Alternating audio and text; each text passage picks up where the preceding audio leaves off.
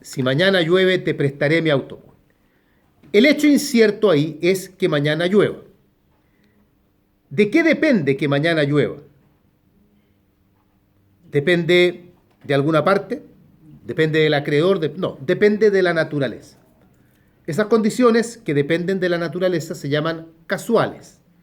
No es el tema que estamos tocando entonces, no es la potestativa todavía, pero quiero que logren comprender cuál es el alcance del tema que estamos intentando desarrollar.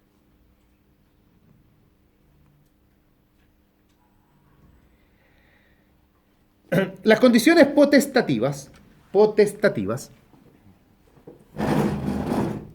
son aquellas condiciones que dependen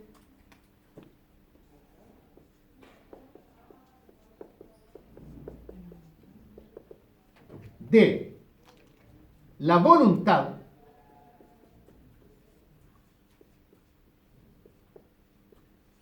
o de un hecho voluntario. Dependen de la voluntad o de un hecho voluntario. De la voluntad o de un hecho voluntario.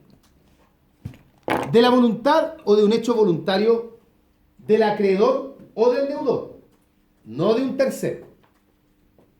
De la voluntad o de un hecho voluntario del acreedor o del deudor. Acá no se involucra a un tercero.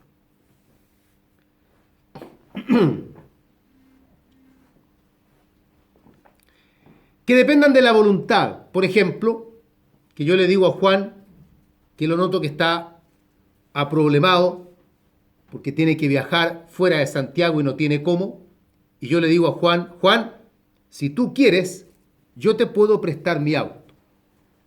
Entonces, el préstamo del auto va a depender de un hecho incierto en este momento, y ese hecho incierto es que mi interlocutor, que Juan, quiera que yo le preste el auto. ¿Querrá o no querrá? No lo sabemos. Y el hecho en sí depende, en el ejemplo, de su sola voluntad. No se le está pidiendo que haga ningún hecho, no estamos esperando a que la naturaleza provoque algo, no estamos esperando a que un tercero diga o haga algo, sino que solamente a que en este caso el acreedor, porque es él el que tendrá el derecho a exigir luego que yo le preste el auto, que él tome una decisión. Eso es un hecho, esa es una condición, que depende de la sola voluntad. Esas condiciones potestativas que dependen de la sola voluntad se llaman meramente potestativas. Es una subdivisión de la condición potestativa, pasa a denominarse más precisamente condición meramente potestativa. Depende de la sola voluntad de una de las partes. En el ejemplo, de la sola voluntad del acreedor. Otro ejemplo. Yo le digo a Juan, Juan, si tú mañana vienes a clases, te regalaré un libro. El hecho incierto es si acaso Juan vendrá o no mañana a clases. Hay una incertidumbre porque puede que él venga, puede que él no venga, no lo sabemos. El hecho depende de Juan, de que él venga o no venga, pero no depende de su sola voluntad, sino que depende de un hecho voluntario. Juan tiene que venir mañana. El tema acá no es si él quiere o no quiere venir, sino que él tiene que decidir venir y además tiene que venir, o sea, tiene que ejecutar un hecho, que es salir de su casa, tomar el metro, venir a clases. Si él mañana no viene, la condición no está cumplida. Por mucho que él diga, yo igual quería ir, pero no fui. El querer, el solo querer, la sola voluntad acá no sirve, sino que tiene que ser un hecho voluntario. Y esas condiciones potestativas, donde existe un hecho voluntario, se llaman simplemente potestativas. Entonces la diferencia entre una condición meramente potestativa y la simplemente potestativa tiene que ver con el origen. La meramente potestativa es aquella que depende de la sola voluntad La simplemente potestativa es la que depende de un hecho voluntario. De todas las clasificaciones de condición, esta en particular es la que más complica porque es bien abstracta. Hay un matiz de diferencia entre una y otra. Y el código la trata y se pregunta porque el código la trata y porque además tiene alguna importancia. Especialmente la importancia está dada porque el código agrega que la condición meramente potestativa,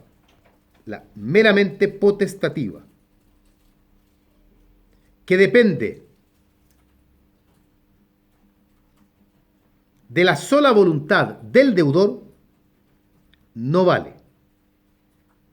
La condición meramente potestativa, que depende de la sola voluntad del deudor, no vale. Que yo le diga a Juan, vuelvo al ejemplo del auto, porque él tiene que viajar. El ejemplo era, Juan, si tú quieres, yo te presto el auto. Esa condición vale. Pero si yo le digo, Juan, si yo quiero, te presto el auto, la ley dice que no vale.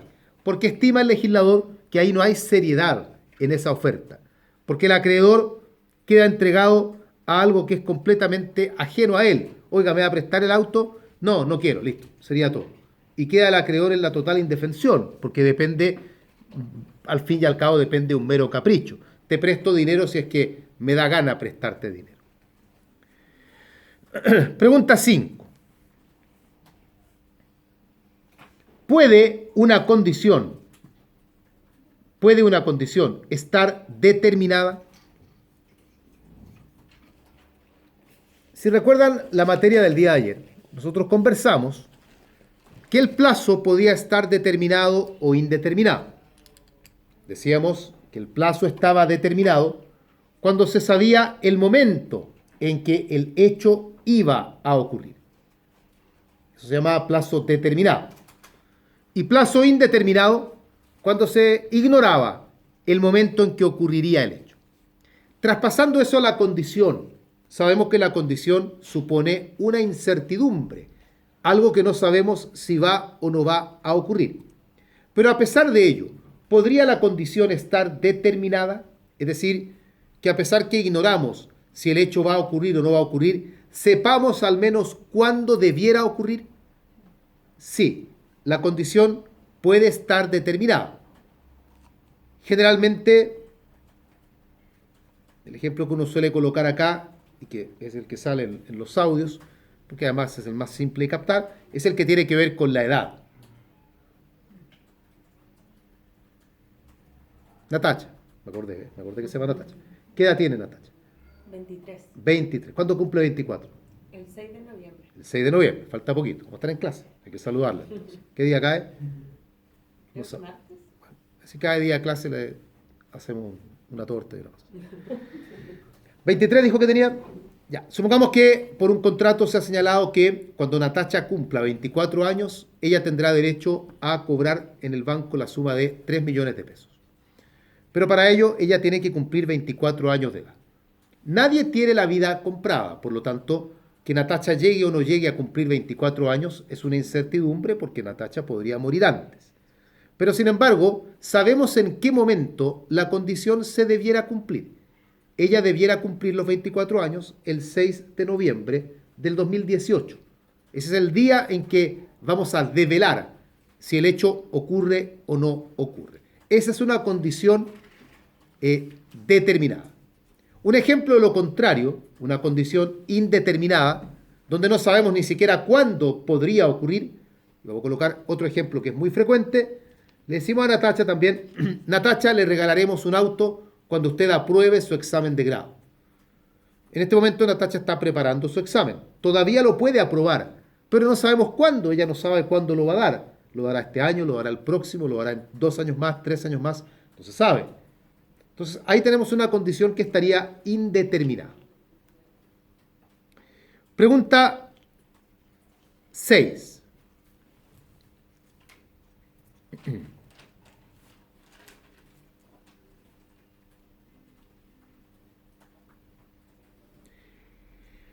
Mientras la condición suspensiva está pendiente el derecho ya nació, la condición suspensiva pendiente, y sigamos con el ejemplo, le regalaremos a Brisa, cambiemos a la persona, le regalaremos a Brisa un auto cuando ella apruebe su examen de grado. Esa es una condición suspensiva. En este momento esa condición está pendiente. Ella no ha aprobado su examen, pero todavía puede aprobarlo. La condición está pendiente. ¿El derecho nace o no nace? ¿Tiene ella el derecho ya en su patrimonio a reclamar el auto una vez que apruebe su examen de grado? No. En la condición suspensiva pendiente no hay derecho todavía. Hay una mera expectativa. O como dicen algunos textos por ahí, hay un germen de derecho. Algunos textos más modernos hablan de un derecho en verde. Pero la verdad es que lo más adecuado es decir que existe una mera expectativa. Pero derecho como tal no hay. Y si la condición falla, el derecho nunca llegó a nacer entonces. Si Brisa se muere y nunca rinde su examen, nunca llegó a nacer el derecho. Y eso es importante porque ella no le transmite nada a sus herederos en ese caso.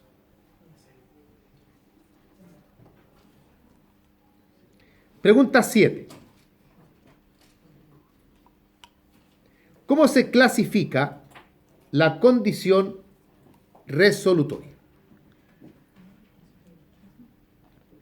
¿Cómo se clasifica la condición resolutoria? Cuando uno llega a la parte de la clasificación de la condición, está llegando hacia el final y se encuentra con la que sin duda es la clasificación más importante de la condición, que divide a la condición en suspensiva y resolutoria, y es una clasificación que se hace atendiendo a sus efectos. Uno estudia la condición suspensiva, que no tiene tanta sustancia, no es tanto tema, es importante, pero no hay tanto que analizar ahí. Pero luego uno llega a la condición resolutoria. Y la condición resolutoria ofrece un desafío extra, porque la condición resolutoria se subdivide. Recordemos lo que es la condición resolutoria. Partamos por ahí. No hay concepto legal. Y ojo que estoy definiendo a la condición resolutoria sin darle apellido. Esta no es la tácita, ni es la ordinaria, ni nada. Es a secas. Condición resolutoria es el hecho futuro e incierto. Hecho futuro e incierto.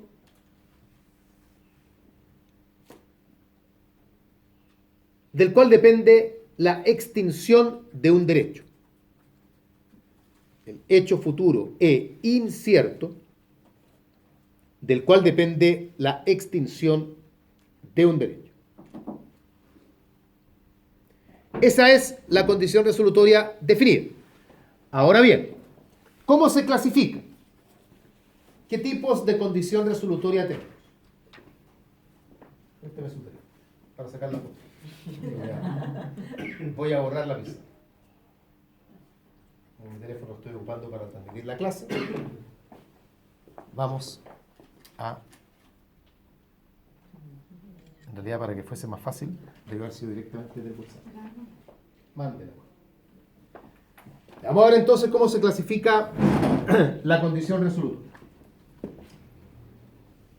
Borramos. ¿Bien? Su compañera, su nombre es Pili. Pili va a mandar la foto. Ya. Resolutoria entonces.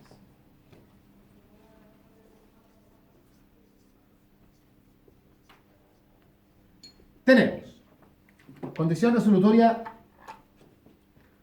ordinaria,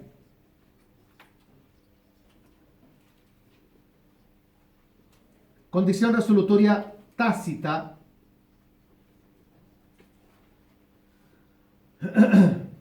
pacto comisorio,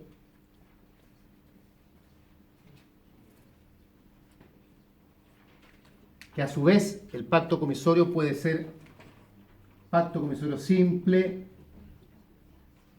pacto comisorio calificado, y el pacto comisorio especial, que está en la compraventa, relacionado con el pago del precio. Es un tipo de pacto comisorio calificado, pero especial, que tiene aplicación solamente ahí en la compraventa. Condición resolutoria ordinaria, tácita, pacto comisorio, y queda una, que no la preguntan nunca, pero la vamos a anotar por si acaso, que se llama la cláusula resolutoria. Nunca se pregunta, así que, pero hay que, por lo menos ya que vamos a hacer el desglose, hagámoslo completo. El detalle de todo esto está en el material, no me voy a empezar a referir a en qué consiste cada uno. Por si acaso, porque para que no estén por ahí buscando, la cláusula resolutoria es una institución que existe solamente en el modo. El modo, no olviden, es la otra modalidad, condición, plazo, modo. Y en el modo, el código regula este tipo particular de condición resolutoria que se llama cláusula resolutoria.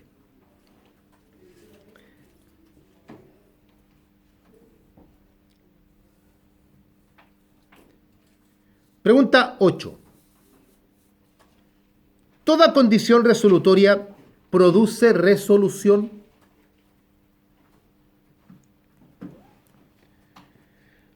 Retomemos el concepto que habíamos dado de condición resolutoria. Dijimos que la condición resolutoria es el hecho futuro e incierto del cual depende la extinción de un derecho. Cuando el derecho se extingue a consecuencia de una condición resolutoria, esa figura jurídicamente se llama resolución. Entonces la pregunta es, ya voy a hablar de la resolución en un momento más, ¿toda condición resolutoria produce resolución? Sí, toda condición resolutoria produce resolución. La ordinaria, la tácita, el pacto comisorio, la cláusula resolutoria, todas producen el mismo efecto. Puede que no tengan los mismos efectos una resolución que emana de una condición resolutoria ordinaria que la que emana de una condición resolutoria tácita. De hecho, no tienen los mismos efectos. Pero igualmente el efecto que se produce es resolución.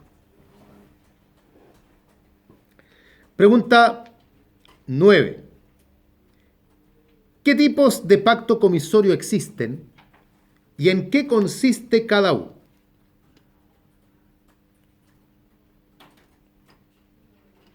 ¿Qué tipos de pacto comisorio existen y en qué consiste cada uno?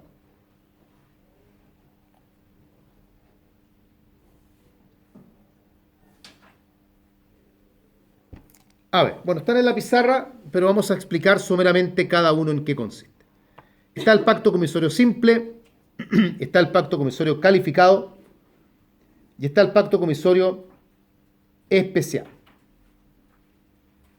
El pacto comisorio simple es lo mismo que la condición resolutoria tácita, pero expresada en el contrato.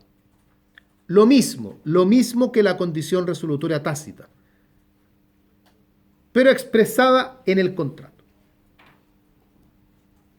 Generalmente esto se usa, expresarla en el contrato, en aquellos contratos donde no hay condición resolutoria tácita. Por ejemplo, los contratos unilaterales. No olviden que la condición resolutoria tácita es un elemento que la ley incorpora, pero solo lo incorpora en los contratos bilaterales. Por lo tanto, los unilaterales, si uno quiere mimetizar una institución similar a la condición resolutoria tácita, está para ello el pacto comisorio simple. Profe, ¿las partes Sí. podrían excluir La condición resolutoria, claro que sí, es un elemento de la naturaleza. Si las partes la quieren sacar, la pueden sacar. Pacto comisorio calificado.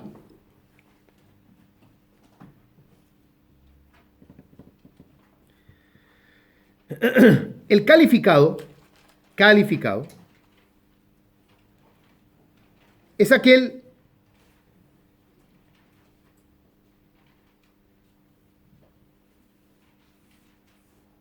que va a provocar que la resolución opere de pleno derecho. la resolución va a operar de pleno derecho.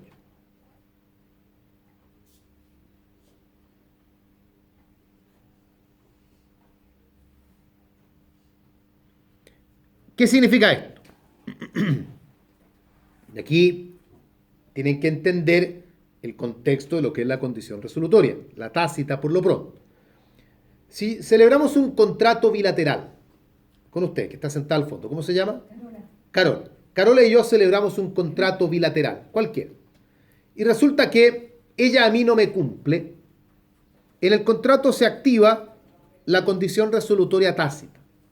Y eso a mí como acreedor de esta obligación que no fue cumplida, a mí me da derecho a perseguir el cumplimiento forzado de la obligación o perseguir la resolución del contrato. Y en cualquiera de esas dos circunstancias podré reclamar una indemnización de perjuicios. Pero yo tengo que elegir el camino a tomar. Cuando existe pacto comisorio calificado, si en el mismo ejemplo con Carola hubiese un pacto comisorio calificado en el contrato, al momento en que la obligación se incumple, el contrato queda resuelto de inmediato. El pacto comisorio calificado también es conocido como pacto comisorio con cláusula de resolución ipso facto. Es decir, a mí Carola no me cumple y el contrato quedó resuelto de inmediato. Yo no tengo que pedirle al tribunal que lo declare resuelto y tampoco voy a tener la alternativa de perseguir el cumplimiento forzado, porque se ha tomado ya en el contrato, nos hemos anticipado a la eventualidad del incumplimiento y hemos señalado que el incumplimiento traerá aparejada la resolución del contrato. Ese es el pacto comisorio calificado. El pacto comisorio especial, el que está en la compra-venta, ese pacto comisorio, la ley lo regula para el caso de que en la compraventa no se pague el precio.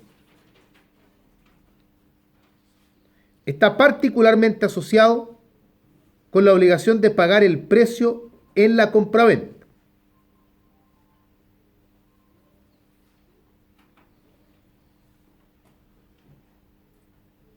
Lo particular que tiene es lo siguiente. Si nosotros seguimos la lógica de lo que hemos conversado, como se trata de un pacto comisorio calificado especial, pero calificado, nuestra conclusión deberá ser, en el contrato de compraventa se ha señalado que si el comprador no paga el precio, el contrato quedará resuelto. Eso es lo que se pacta. Pero ¿qué dice la ley? La ley dice que si efectivamente, habiendo este pacto comisorio en el contrato, el comprador no paga el precio, la ley señala que a pesar de ello, la resolución no se va a producir de inmediato. Independiente de que en el contrato de compraventa hay un pacto comisorio calificado, la resolución no se produce de inmediato, sino que se le dará al comprador un plazo de 24 horas para pagar el precio. Plazo que se va a contar desde que se le notifique la demanda. O sea, igual vamos a tener que demandar la resolución y esa demanda se le notifica. Y desde la notificación, él tendrá un plazo de 24 horas para pagar. Si no paga, ahí queda resuelto el contrato. O sea, el contrato no queda resuelto por no pagar el precio de hecho, sino que va a quedar resuelto cuando, habiendo sido demandado por no pagar el precio, sea notificado y pase o transcurra este plazo o este término de 24 horas. Ese es el pacto comisorio calificado especial que el Código Civil desarrolla en el contrato de compraventa. Pregunta 10. ¿Qué es la resolución? Como concepto. No tiene concepto legal, pero hay un concepto muy simplecito, que cuando uno lo lee, uno cree, esto no puede ser el concepto, porque es como muy vago, muy básico, pero es el concepto. La resolución es el efecto de la condición resolutoria cumplida. Es el efecto de la condición resolutoria cumplida. De cualquier condición resolutoria. No de la tácita, no, de cualquiera. El efecto de la condición resolutoria cumplida. Eso es la resolución. Ahora bien,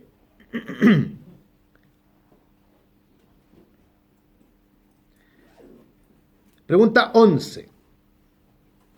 ¿Cuáles son los requisitos de la resolución?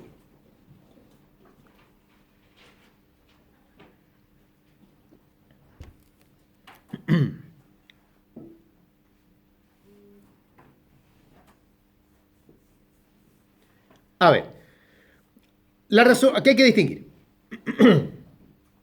La que emana de la condición resolutoria ordinaria no tiene requisitos. O sea, basta solamente con que ocurra el hecho.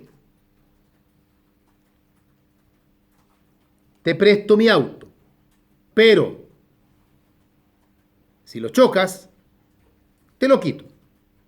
Ahí el hecho incierto es que la contraparte choque el auto. Si lo choca, queda resuelto el contrato y lo va a tener, y el auto lo va a tener entonces que devolver. Perdiste el derecho a seguir usando el auto porque el compromiso era úsalo, pero si lo chocas, pierdes el derecho a usarlo. Ahí no hay ningún requisito, salvo que se cumpla el hecho que era constitutivo de esa condición. En las otras condiciones, entiéndase la resolutoria tácita o los pactos comisorios, cualquiera que sea, ahí los requisitos de la resolución son los siguientes.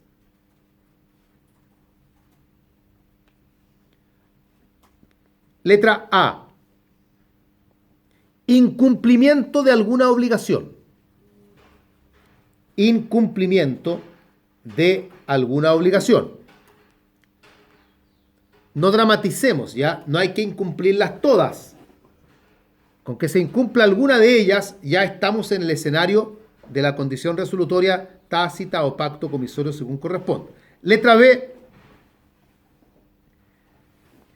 Que la resolución sea alegada y declarada judicialmente. Debe ser alegada y debe ser declarada judicialmente, salvo en el pacto comisorio calificado. Justamente ahí, como vimos, opera de pleno derecho.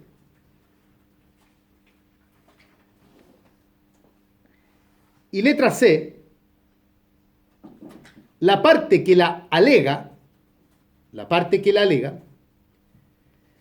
debe haber cumplido con sus obligaciones o estar llana a cumplirlas.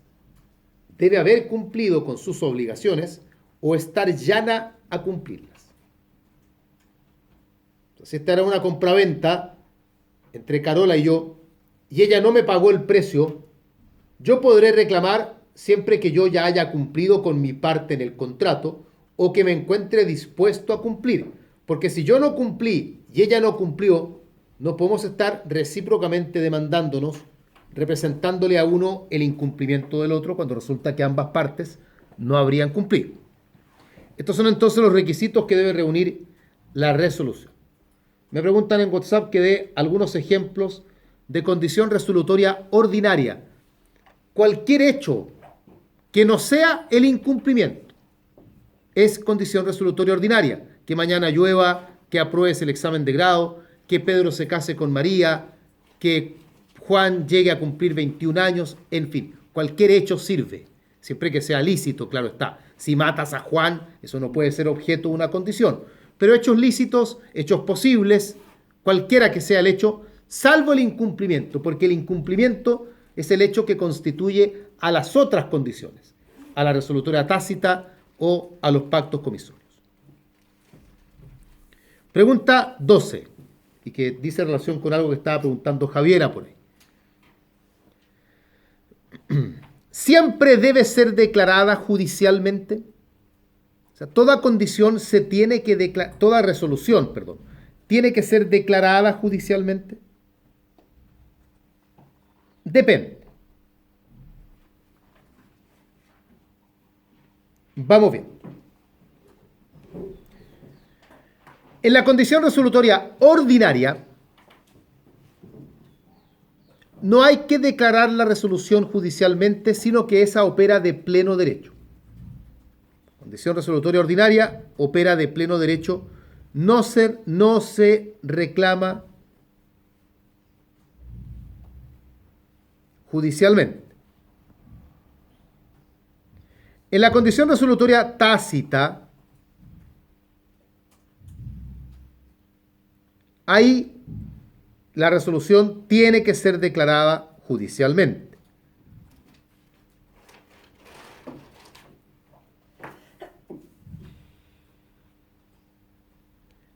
Pacto comisorio simple. También tiene que ser declarada judicialmente. Tiene que ser declarada judicialmente. Pacto comisorio calificado no tiene que ser declarada judicialmente porque opera de pleno derecho.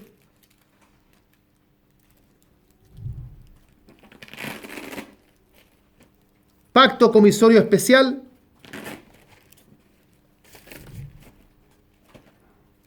tiene que haber un reconocimiento judicial. No es una sentencia como tal, sentencia definitiva, pero el tribunal tiene que certificar que transcurrieron las 24 horas y que no se pagó el precio. Y con eso entonces opera la resolución. O sea, no opera de pleno derecho literalmente.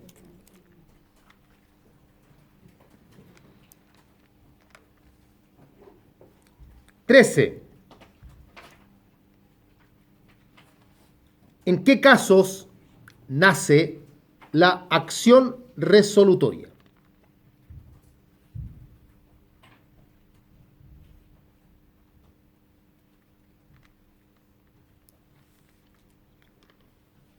Para vincularlo con lo que respondimos recién, la acción resolutoria nace toda vez que la resolución deba ser declarada judicialmente.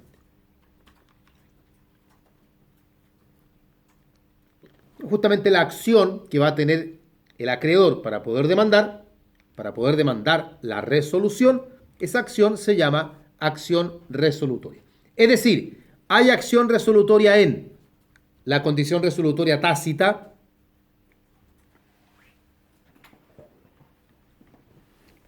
hay acción resolutoria en el pacto comisorio simple,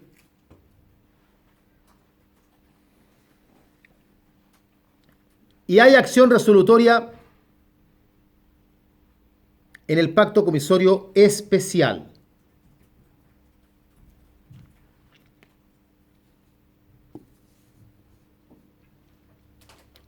En otras palabras, no hay acción resolutoria en la condición resolutoria ordinaria, ahí no hay acción resolutoria en la condición resolutoria ordinaria, ni tampoco hay acción resolutoria en el pacto comisorio calificado. Porque ahí, como está dicho ya, la resolución opera de pleno derecho y por lo tanto no hay necesidad de una acción resolutoria.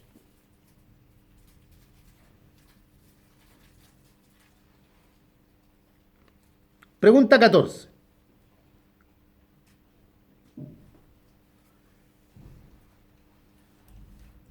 ¿Se puede intentar la acción resolutoria en toda clase de contratos?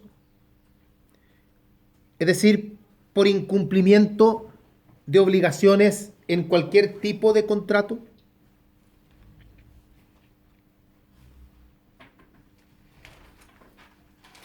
Sí, pero siempre que haya alguna de las figuras que le dan origen, siempre que en el contrato haya condición resolutoria tácita o haya un pacto comisorio simple o haya pacto comisorio especial. Porque si tenemos un contrato en el que no hay ninguna de estas figuras, no hay posibilidad entonces de pedir la resolución y no hay tampoco acción resolutoria. Por ejemplo, en un contrato unilateral, no hay condición resolutoria tácita. Y si las partes no han pactado un pacto comisorio, en ese contrato no habrá acción resolutoria entonces, porque no hay ninguna figura que pueda generar resolución. Pero habiendo la posibilidad de que haya resolución, no importa cuál sea el contrato, puede haber acción resolutoria. Ahora, cuando hablamos de contratos, nos estamos refiriendo a los contratos de alcance patrimonial. Porque los contratos que son extrapatrimoniales, ahí todas estas figuras no existen. Por ejemplo, en el matrimonio. Si hay un incumplimiento, algún deber en el matrimonio, no se puede pedir la resolución del contrato de matrimonio.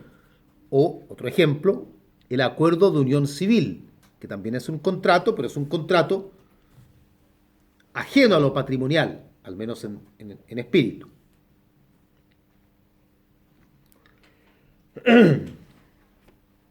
Pregunta 15. ¿Qué significa que la acción resolutoria sea indivisible?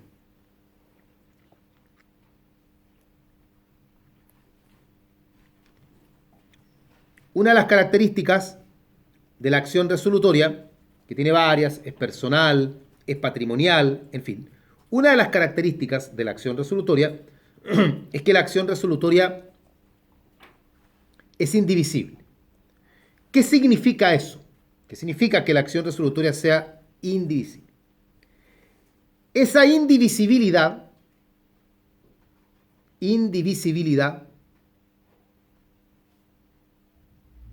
Claudia, diga indivisibilidad. Diga. Practiquen. Digan indivisibilidad. Porque después en el examen dicen cualquier tontera. Igual que inoponibilidad. Se enredan y dicen cualquier cosa. Indivisibilidad. Ya. Bien.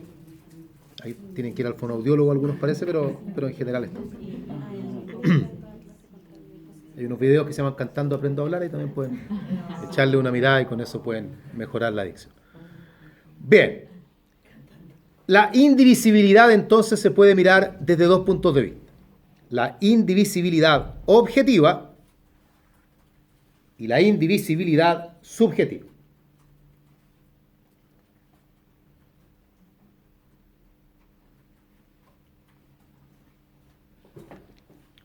La subjetiva, no, la objetiva, vamos en el orden que las dimos. La objetiva primero.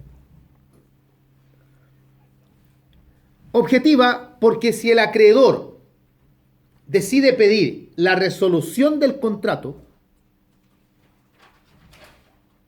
el contrato queda resuelto completo. No se puede pedir la resolución de una parte del contrato nada más.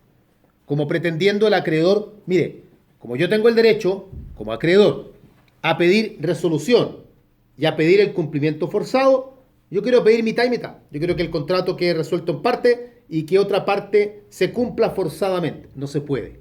Si él va a pedir la resolución y esta es declarada, quedará resuelto el contrato completo.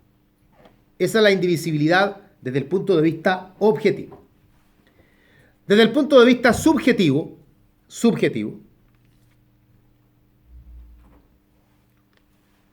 dice relación con que si en el contrato hubiese más de un acreedor, si en el contrato hubiese más de un acreedor, para demandar la resolución tendrían que actuar todos los acreedores de común acuerdo.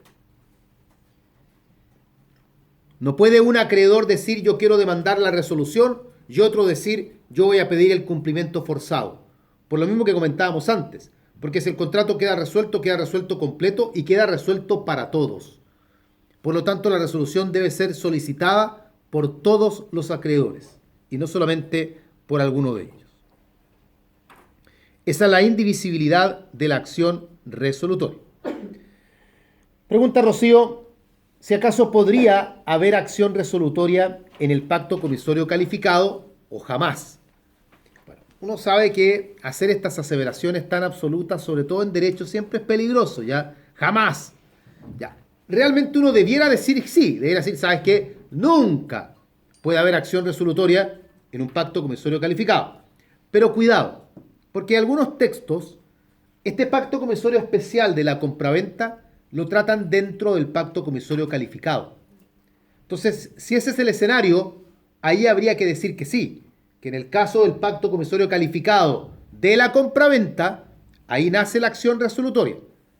Como nosotros hemos separado el pacto comisorio calificado del pacto comisorio de la compraventa, podemos decir que, claro, no, en el pacto comisorio calificado no nace, porque el único caso en un pacto comisorio calificado donde podría nacer acción resolutoria es el de la compraventa.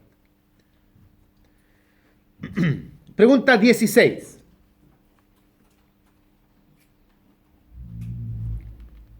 ¿En qué plazo prescribe la acción resolutoria?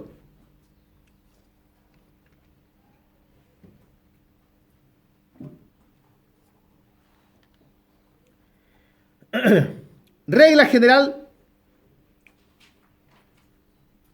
no tiene plazo. O sea, a ver, la ley no le señala plazo, digamos eso mejor. Regla general, la ley no le señala plazo. ¿Qué significa eso? ¿Qué plazo hay? ¿Y cuál es el plazo entonces? ¿Qué ocurre con aquellas acciones que prescriben, pero a las que la ley no les da un plazo especial de prescripción?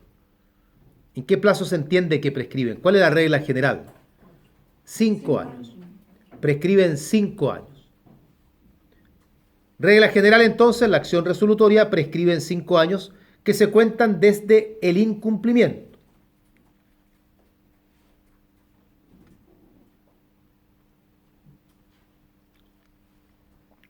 Pero la acción resolutoria que emana del pacto comisorio especial, el que está en la compraventa, esa acción resolutoria prescribe en 4 años. Ahí la ley se encarga de dar un plazo, y ese es un plazo especial de 4 años que se cuentan desde la fecha del contrato.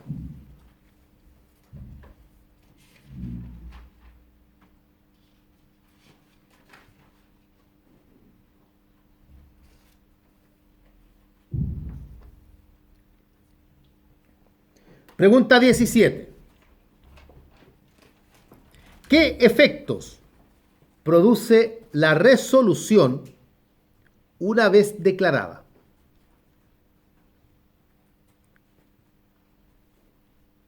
¿Cuáles son los efectos de la resolución? Manteniendo el ejemplo, hemos celebrado un contrato con Carola. Carola no cumplió.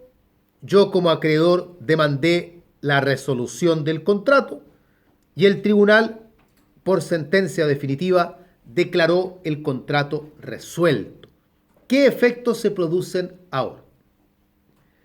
La resolución tiene efecto retroactivo, muy similar a los efectos de la nulidad.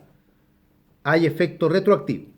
Las partes regresan al estado anterior.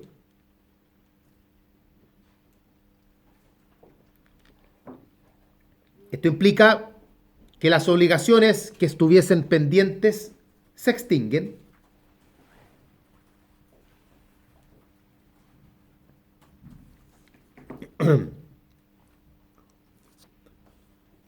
Implica que se aplicarán entonces las reglas de las prestaciones mutuas.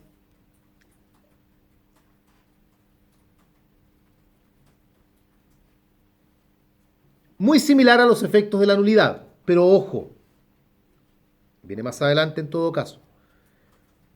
Respecto de los terceros adquirentes, si hay terceros adquirentes, solo se podrá intentar acción reivindicatoria contra los terceros que estén de mala fe. A diferencia de la nulidad, y esto lo hicimos notar en su momento, en que en la nulidad uno contra terceros podía intentar la acción reivindicatoria sin importar si el tercero estaba de buena fe o de mala fe, acá en la resolución se puede intentar acción reivindicatoria contra los terceros, pero los terceros acá tienen que estar de mala fe para que se pueda efectivamente ejercer la acción reivindicatoria. Pregunta 18. ¿Se aplican las reglas de las prestaciones mutuas?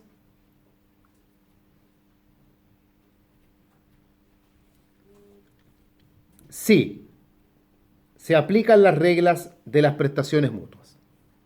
Las estudiamos hace muy poquito, el lunes creo, las prestaciones mutuas, y ahí dijimos que las reglas de las prestaciones mutuas que el código trata en función de la acción reivindicatoria no solamente se aplican en la acción reivindicatoria, sino que también en otras instituciones. Señalamos la nulidad y entre ellas señalamos la resolución. Pregunta 19. ¿Qué sucede con los frutos? La pregunta la estamos haciendo por lo siguiente.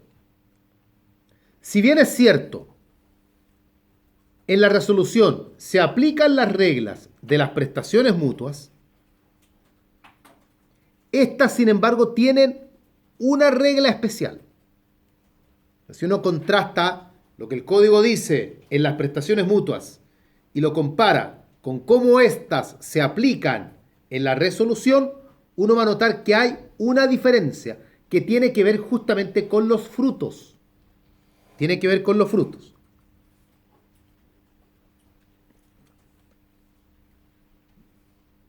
Porque en general, en las prestaciones mutuas, se deben restituir los frutos. Y ahí se distingue qué tipo de frutos, en qué estado se encuentran, pero hay, digamos, frutos que se restituyen, frutos que no también, pero cabe la alternativa de restituir ciertos frutos. En cambio, acá en la resolución,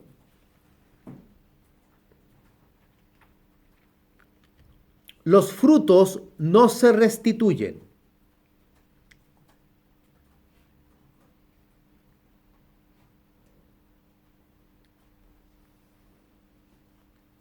No hay que restituir los frutos, salvo tres casos. Tres casos en que sí se restituyen. Estos son, letra A, en la cláusula resolutoria, que fue, si no mal lo recuerdan, este último tipo de condición resolutoria que nosotros colocamos, que dijimos que nunca se pregunta, aquí aparece como excepción. En la cláusula resolutoria hay que devolver los frutos. Letra B, en las donaciones entre vivos. Cuando la problemática de la resolución se presenta dentro de las donaciones entre vivos, ahí los frutos sí se restituyen. Letra C, en el pacto comisorio especial, el de la compraventa.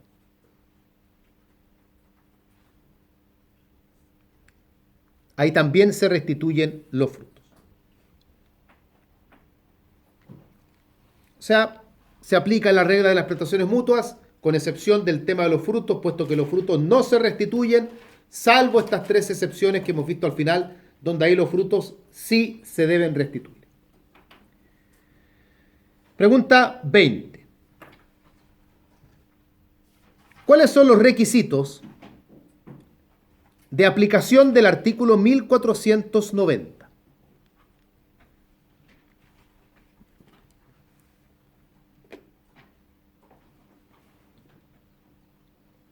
Vamos a dar un poco de contexto para que nos ubiquemos. Hemos dicho ya que respecto de los terceros, cuando se declara la resolución contra los terceros, uno puede intentar la acción reivindicatoria, pero siempre y cuando el tercero esté de mala fe. Porque si está de buena fe, no se puede intentar la acción reivindicatoria. Este tema de la acción reivindicatoria contra los terceros y la buena y la mala fe, este tema lo tratan dos artículos del Código, que son el 1490 y el 1491.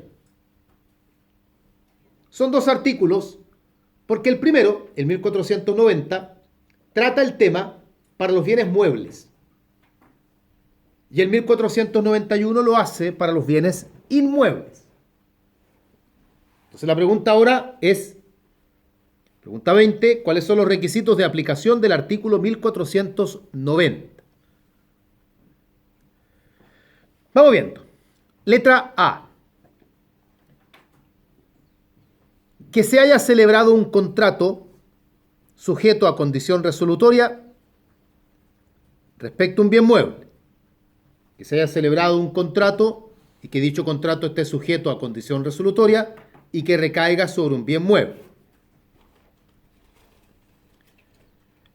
Letra B. Que la cosa, esta cosa mueble, haya sido enajenada. Ahí es donde aparece el tercero entonces, porque la cosa se le ha enajenado a un tercero. Letra C. Que dicha enajenación se haya hecho mientras la condición estaba pendiente. Que la enajenación se haya hecho mientras la condición estaba pendiente.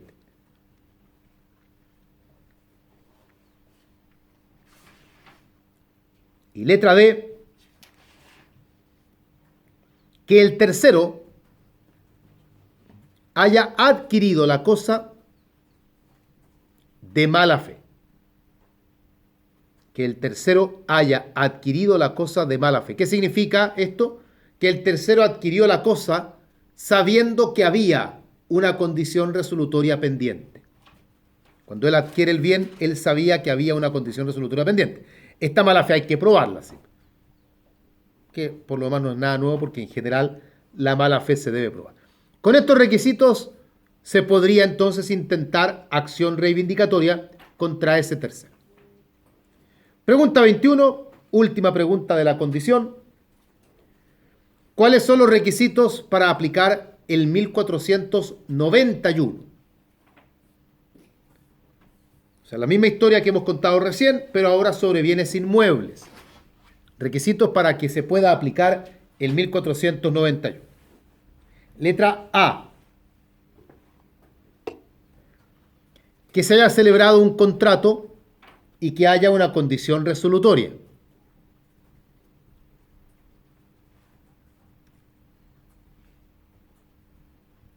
Letra B. Que el objeto del contrato sea un bien inmueble. Ojo, inmueble por naturaleza. Aquí no sirven los inmuebles por adherencia ni los inmuebles por destinación. Inmueble por naturaleza. Letra C. Que dicho inmueble se haya enajenado. Entre paréntesis, acá hemos hablado tanto en el artículo anterior como en este de enajenación. Es enajenación en un sentido amplio. No olviden que la palabra enajenación uno tiene que estar siempre analizando si se tomó en un sentido amplio o sentido restringido. Ya vimos ya lo que significa el sentido amplio. Letra D. Que la condición aparezca en los títulos. Como son bienes inmuebles, todos los actos de enajenación de inmuebles constan por escritura pública. Ese es el título. Ahí debe aparecer la condición. Tiene que haber alguna cláusula en la escritura que haga mención a esta condición resolutoria que está pendiente. Letra E. Que la enajenación se haya hecho estando pendiente la condición.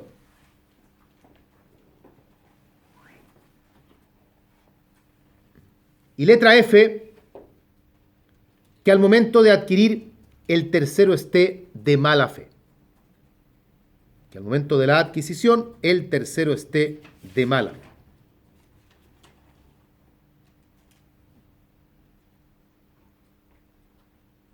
Profe, ¿Sí? ¿cuál sería el alcance del artículo 1876 como respecto al al 1490 y 1491 como de la prueba de no pago del precio. Usted está ahí llevando... A ver, préstame el curso. Se está yendo a otro tema. Es que justo el día estaba leyendo eso. ¿Ya? Es de la compraventa, sí, pero por ejemplo, como lo que se daría por el pacto comisorio especial, ¿Ya? si no paga el precio, Sí. ¿qué relación tendría como la prueba de eso en...? La prueba de no darse... pero la pregunta exactamente cuál es. Porque yo estoy entendiendo Como dos la tres cosas. relación que tiene el 1490 y 1491 con el 1876. Ya. En relación a cuando se... Présteme un código, porque resuelve déjeme verlo acá, porque el no recuerdo lo que contrato, es en cuando 1876. afecta o no a los terceros de dueño. Un segundito, Cuando tenemos un código. déjeme ver el artículo. Entre paréntesis, nunca digan los números de los artículos, número por número. Es el 1876, no es el 1876.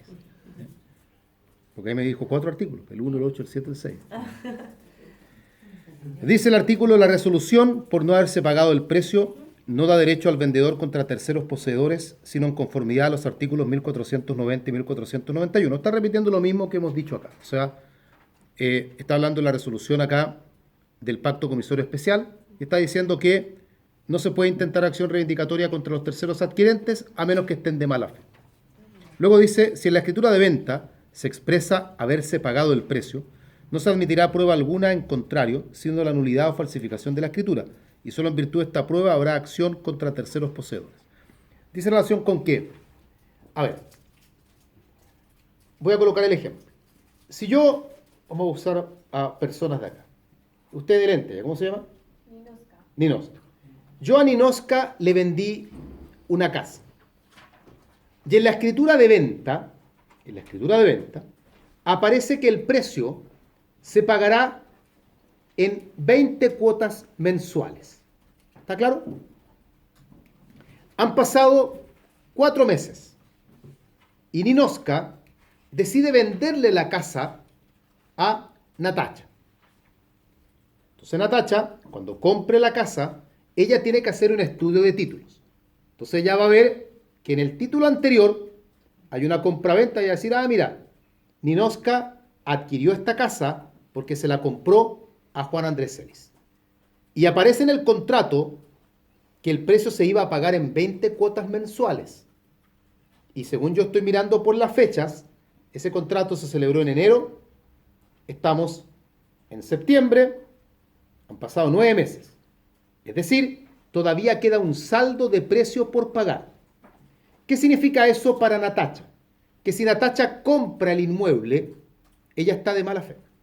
Porque ella sabe que en el contrato anterior hay una condición resolutoria pendiente. Y esa condición resolutoria es que a mí, Ninosca, todavía no me ha pagado el valor total del inmueble.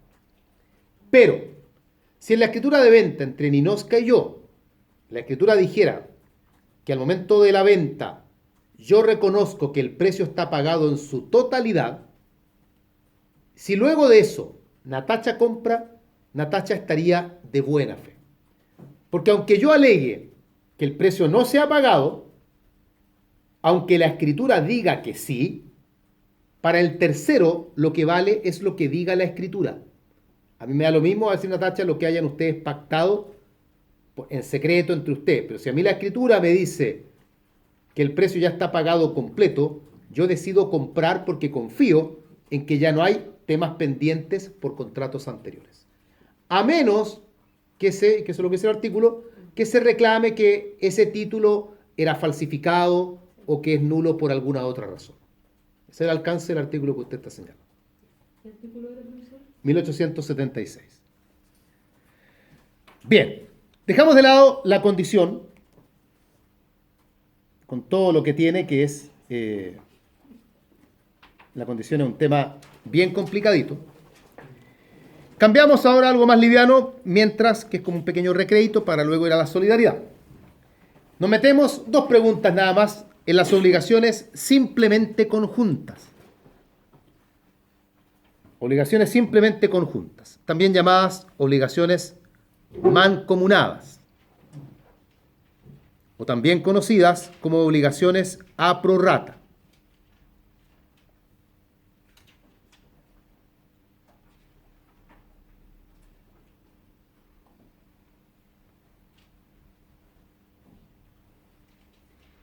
Pregunta 22. ¿Qué efectos produce una obligación simplemente conjunta? ¿Qué efectos produce una obligación simplemente conjunta? Y aquí vamos a decir lo que todos ya deben saber a esta altura ya. Si son varios deudores,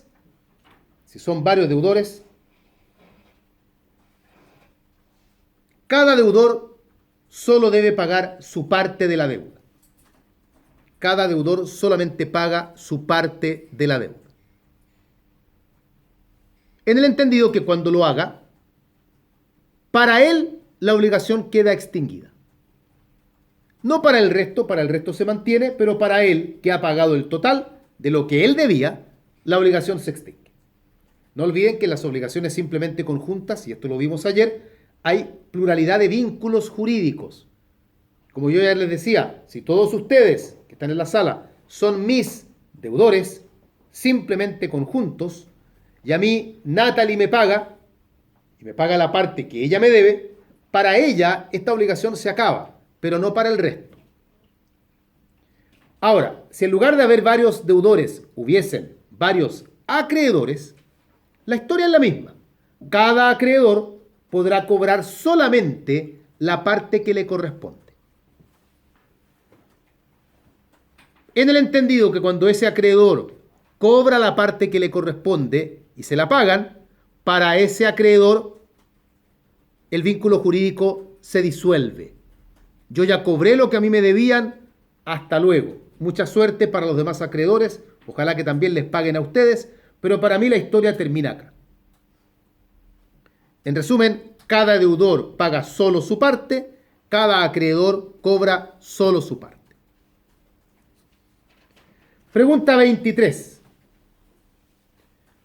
¿Cómo puede una obligación llegar a ser simplemente conjunta?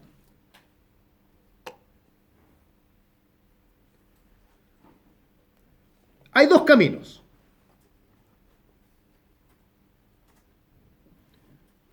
Puede ser simplemente conjunta desde su origen, o sea, la obligación nació como simplemente conjunta. Por ejemplo, nació por un contrato y en el contrato se señaló que hay varios deudores y que cada uno pagará la parte que le corresponde. Listo. Nació como simplemente conjunta. O bien, la otra posibilidad es que la obligación no haya sido simplemente conjunta en el inicio. No lo haya sido en el inicio, pero sí se haya vuelto simplemente conjunta por hechos posteriores. No lo era en su inicio, pero sí pasa a serlo por hechos posteriores. El ejemplo más lógico, tenemos una obligación donde hay un solo acreedor y un solo deudor, pero el deudor muere. Y la deuda cae en 3 herederos. Y ahora cada heredero debe pagar la parte que le corresponde. Esa obligación, que inicialmente no era simplemente conjunta, se ha vuelto simplemente conjunta por un hecho posterior.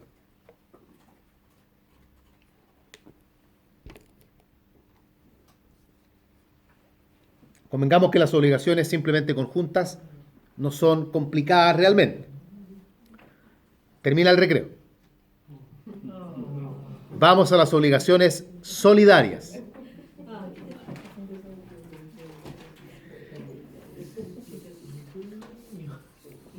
Vamos bien. Pregunta 24. Pregunta 24. ¿Qué es la solidaridad?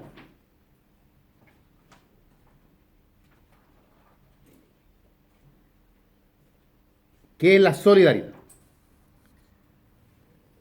Ojo que no estoy diciendo que es una obligación solidaria. Estoy primero hablando de la solidaridad. La solidaridad no está definida por la ley. Es una modalidad. Es una modalidad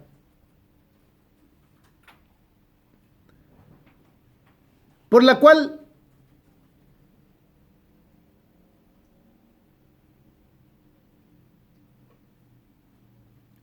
un objeto divisible un objeto divisible, se hace indivisible, un objeto que es divisible, se hace indivisible por voluntad de las partes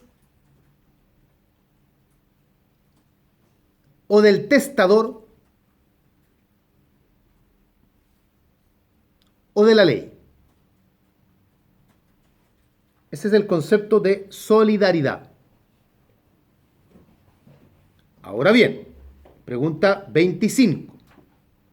¿Qué son las obligaciones solidarias?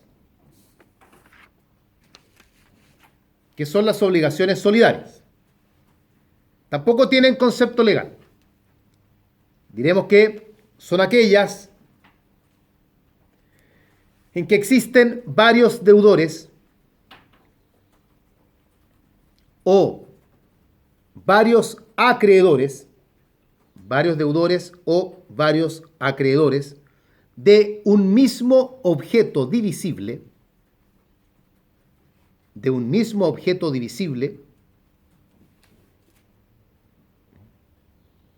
de manera que cada deudor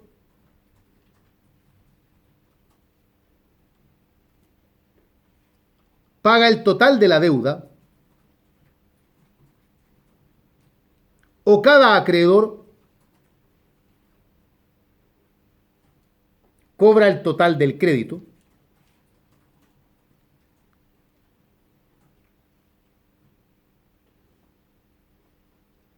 por voluntad del testador, de las partes o de la ley.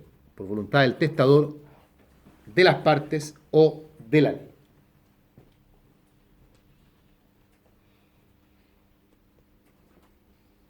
Pregunta 26.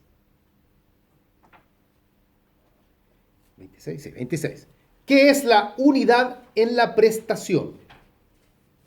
¿Qué es la unidad en la prestación? Contextualizando, esto aparece ya dentro de los requisitos de la solidaridad, que tiene varios requisitos, y uno de ellos es justamente la unidad en la prestación. ¿Qué significa unidad en la prestación? Significa que el objeto de la obligación debe ser el mismo para todos. Si hay varios deudores, todos deben lo mismo. Si hay varios acreedores, todos tienen derecho a cobrar lo mismo. No importa si el objeto es uno o más de uno, pero tiene que ser el mismo para todos. No puede haber solidaridad si un deudor debe un auto y el otro deudor debe un caballo. Los dos deben un auto, los dos deben un caballo, o los dos deben un auto y un caballo. Pero el objeto tiene que ser el mismo para todos. Eso es la unidad en la prestación. Pregunta 27. ¿Qué sentido tiene la solidaridad activa?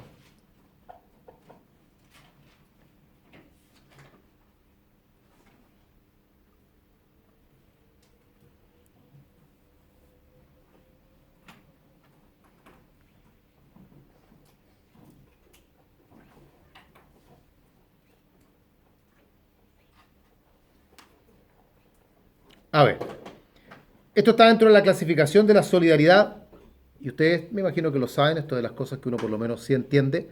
Hay solidaridad pasiva, que es aquella donde hay varios deudores, y hay solidaridad activa, que es aquella donde hay varios acreedores. La solidaridad activa no sirve para nada. La activa. No sé, la ley la regula, tampoco es que la regule tanto, pero le destina un artículo. Existe, pero no tiene ningún sentido práctico. Que haya un deudor, que puedo ser yo, y que todos ustedes sean mis acreedores, de tal forma que cualquiera de ustedes me puede cobrar a mí el total, no le acarrea ninguna ventaja a nadie. A mí, no es que a mí me convenga ni me perjudique, a mí me da lo mismo, yo igual tengo que pagar. Me cobrará usted, me cobrará usted, me cobrará usted que está atrás, me da lo mismo, me van a cobrar y tengo que pagar igual.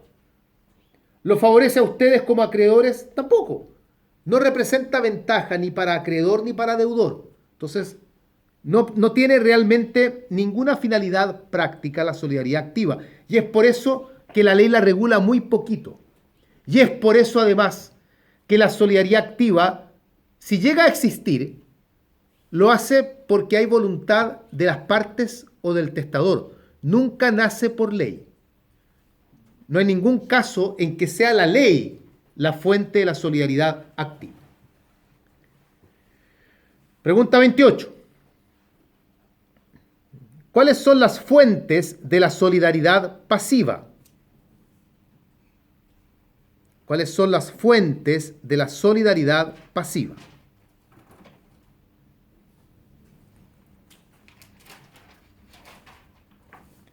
Las fuentes de la solidaridad pasiva están dichas ya, el testamento, la convención y la ley.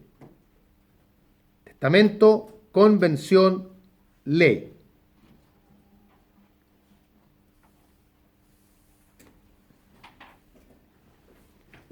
Pregunta 29. ¿Qué casos de solidaridad legal recuerdan?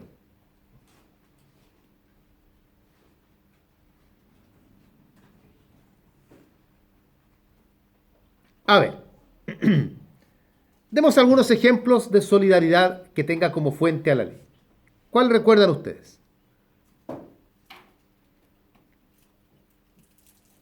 Muy bien, ¿cuál otro?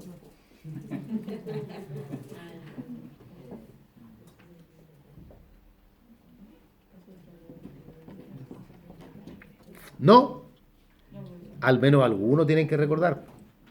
Hay algunos que son hasta de cultura general.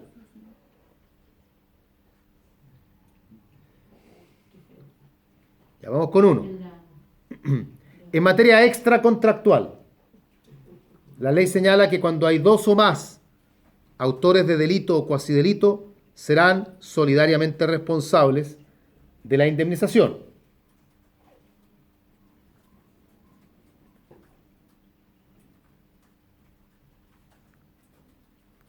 Otro caso, que este es el de, entre paréntesis, cultura general, el de la ley del tránsito.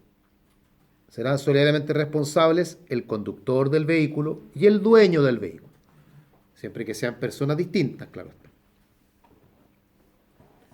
Otro caso, en el impedimento de segundas nupcias. El caso de la mujer, porque esto solo afecta a la mujer inicialmente, que se casa sin respetar el plazo que señala la ley de un matrimonio anterior, para evitar que haya confusión en la filiación de los hijos. Y ahí la ley dispone que si la mujer se llega a casar antes de que expire el plazo, que se llama plazo de viudedad, la mujer y su nuevo marido serán solidariamente responsables de cualquier perjuicio que puedan causar por no haber esperado este tiempo que la ley dispone.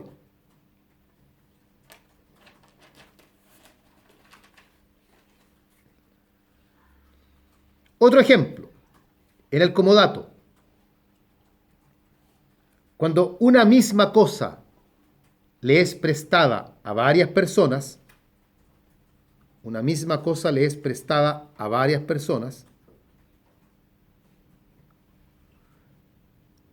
estos serán solidariamente responsables de la restitución.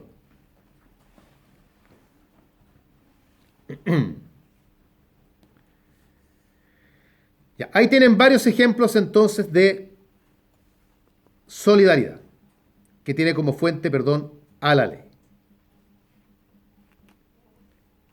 Pregunta 30. ¿Cómo se estudian los efectos de la solidaridad? ¿Cómo se estudian los efectos de la solidaridad?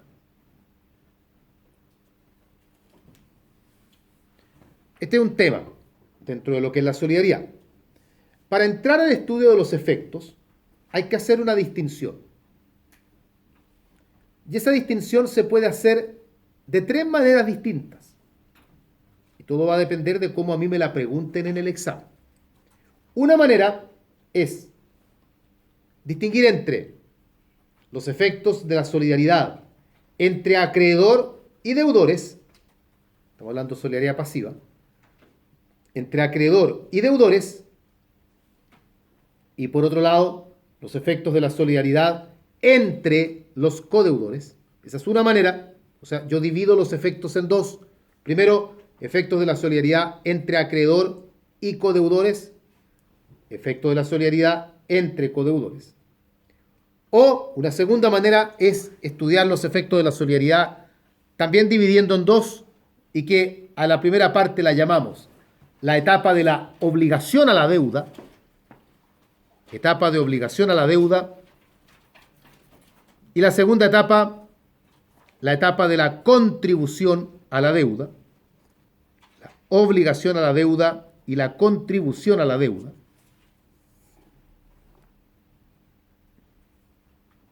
O bien, una tercera manera es volver a hacer esta distinción en dos, pero a la primera parte llamarla los efectos externos o relaciones externas, mejor, relaciones externas en la solidaridad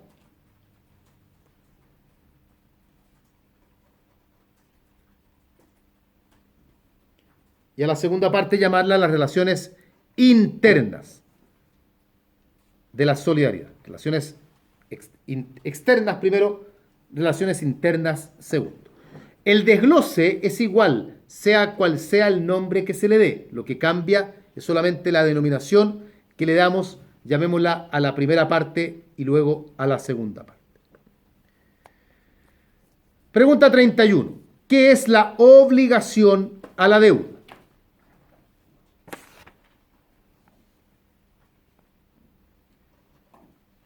¿Qué es la obligación a la deuda?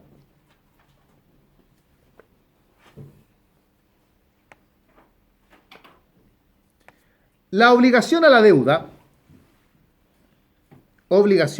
la deuda, consiste en analizar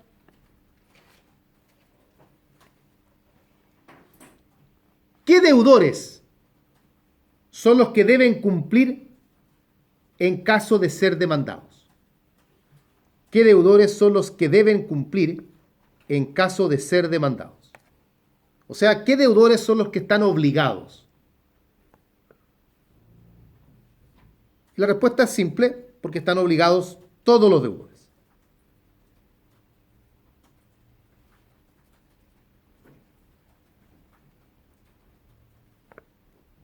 Pregunta 32. ¿Qué es la contribución a la deuda? La contribución a la deuda. Esta es la segunda etapa. La contribución a la deuda consiste en analizar qué deudores son los que van, en definitiva, a sufrir, cargar, como quieran ocupar la palabra, patrimonialmente con el cumplimiento de la obligación.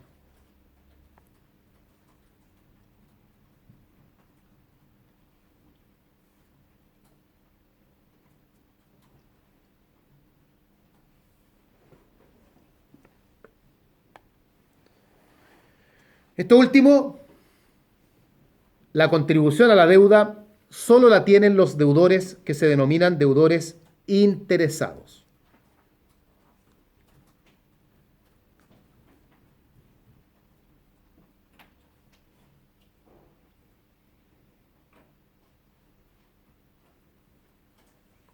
Aclaremos esto en la pregunta siguiente. Pregunta 33.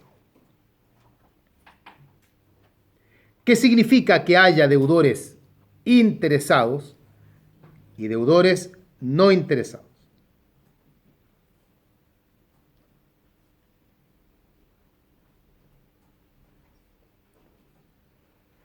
Los deudores interesados son aquellos que han obtenido un provecho en la obligación.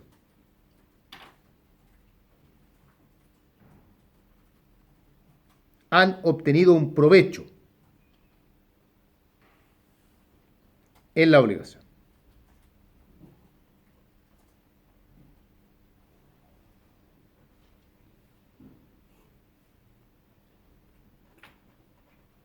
En cambio, los deudores no interesados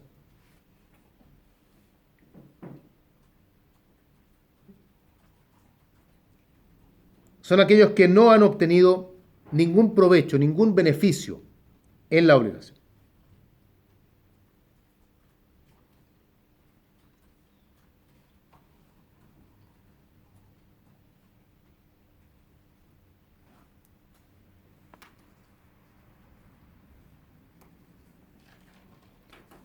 Ustedes en el audio se van a encontrar con algunos ejemplos sobre el tema. Pero un ejemplo breve. Yo tengo a los 4 compañeros que están en el lado de allá, que me vienen los 4 a pedir dinero prestado.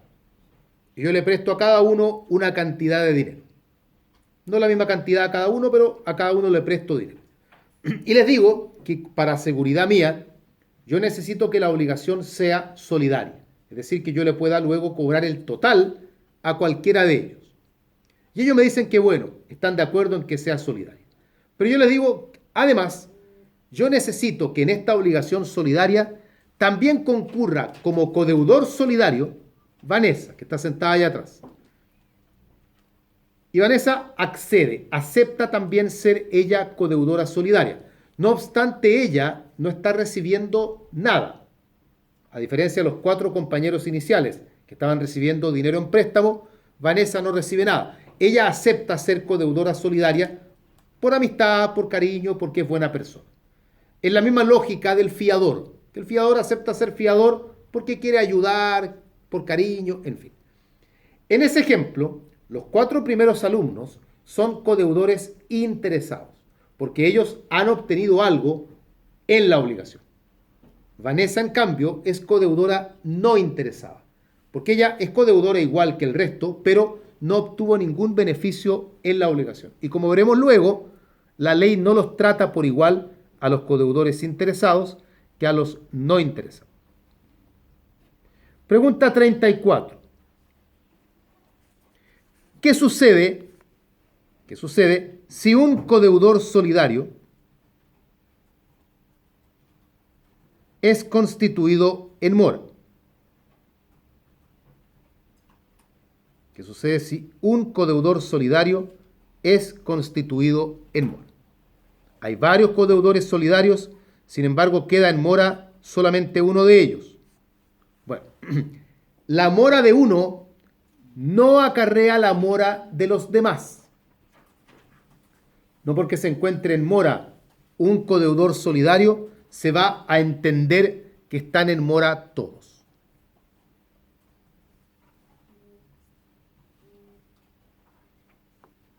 Pregunta 35. ¿Qué sucede si se interrumpe la prescripción respecto de uno de los codeudores?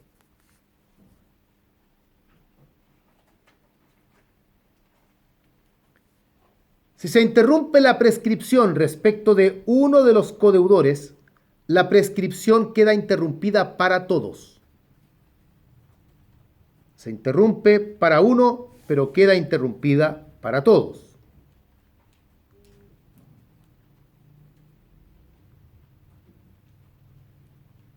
Pregunta 36. ¿Qué sucede si un codeudor incumple?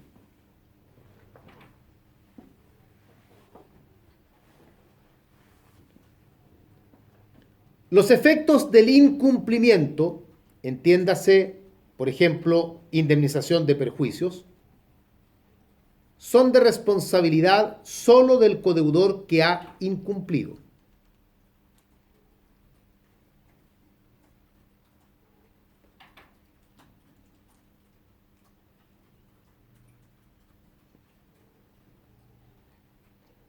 Lo cual resulta evidente porque no pueden todos estar respondiendo por las conductas de uno. 37. ¿Puede un codeudor oponer excepciones? O sea, si lo demandamos a uno de los codeudores, ¿puede ese codeudor oponer excepciones? Claro que sí, puede oponer excepciones, se puede defender, y se distinguen en esta materia tres tipos de excepciones.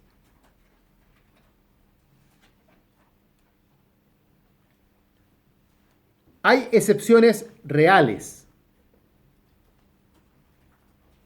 Estas son las excepciones que puede oponer cualquiera de los codeudores, cualquiera.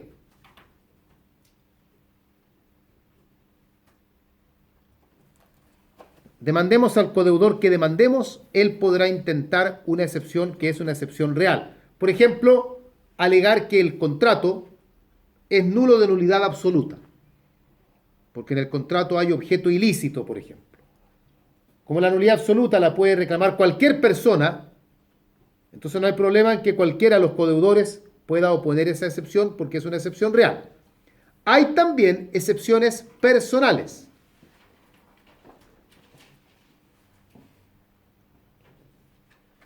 Las excepciones personales son aquellas que solo pueden oponer ciertos deudores, no todos, sino que ciertos deudores nada más. Por ejemplo, una modalidad que favorezca solo a un codeudor. Imagínense ustedes que yo, insisto, les presté dinero a los 4 compañeros que están en las mesas de allá. Pero yo, de ellos 4, yo a Ninoska le di plazo para pagar. Yo le dije que ella me pagara en enero del 2019. Yo demando hoy. Si yo demando a Ninoska hoy, ella puede defenderse alegando la excepción de plazo, diciendo, ¿por qué me cobra hoy si usted me dijo que podía pagar en enero del 2019? Pero esa excepción no la pueden oponer los demás codeudores. Si yo demando a Natalie tiene que pagar, no va. Ella no puede decir, yo también tengo plazo. No. Aquí la modalidad del plazo favorece solo a uno, pero no a todos. Entonces, esas son excepciones que se llaman excepciones personales. Hay excepciones reales, excepciones personales, y por último, hay también excepciones mixtas.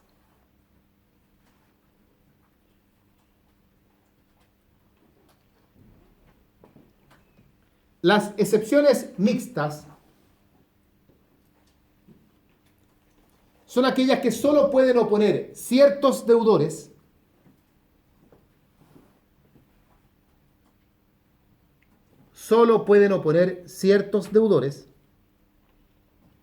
pero una vez opuestas se favorece a todos. O sea, no la puede oponer cualquier deudor. Pero una vez que el deudor que sí puede oponerla la opone, se favorecen todos los demás codeudores. Por ejemplo, la compensación.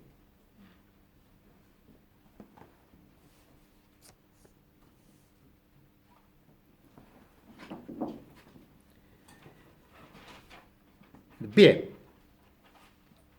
38. Pregunta 38. ¿Qué sucede cuando la obligación se extingue? ¿Qué sucede cuando la obligación se extingue? Cuando la obligación se extingue,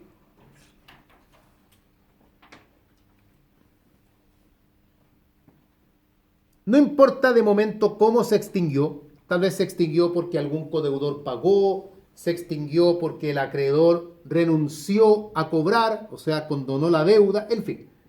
Cuando la obligación se extingue, se acaba la primera etapa de los efectos. Esta primera etapa que llamamos obligación a la deuda o relaciones externas de la solidaridad o el nombre que sea, la primera etapa se acaba y comienza la segunda etapa. La segunda etapa que viene a ser también conocida vulgarmente como el ajuste de cuentas. Va a comenzar ahora. Esto es lo que viene a continuación, justamente. Pregunta 39. ¿Qué ocurre si la obligación se extingue de manera gratuita.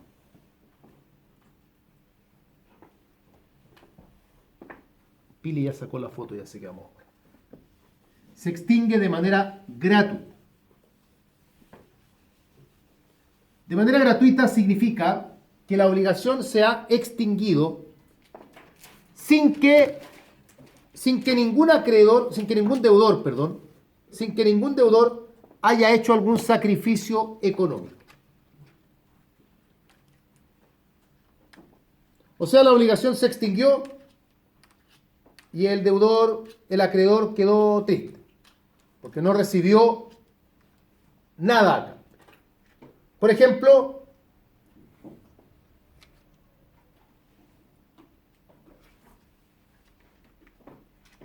¿qué podría extinguir a la obligación de manera gratuita? Es que la muerte no va a extinguir una obligación. La prescripción, ya. La prescripción, bien, me parece como ejemplo. Profe, podría ser, por ejemplo, si todos los deudores caen en un procedimiento concursal. No, porque la quiebra no extingue obligación. La prescripción sí. ¿Qué más?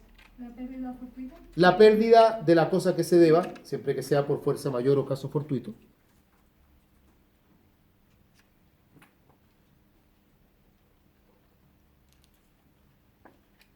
¿Qué otro ejemplo? De modo de extinguir que sea gratuito.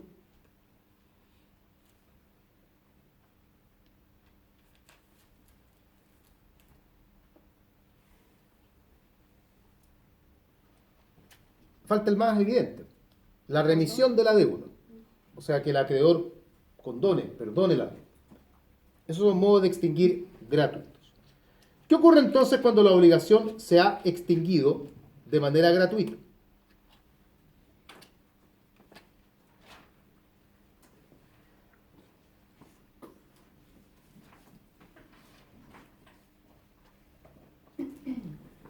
Se van a producir los siguientes efectos.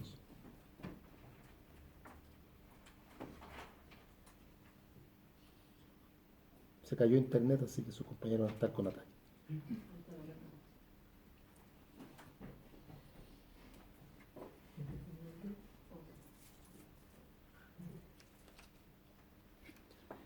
Vamos bien, se extingue de forma gratuita.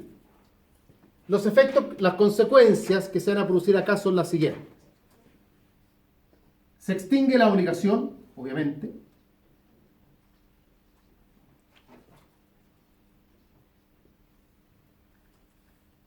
Se extingue la solidaridad.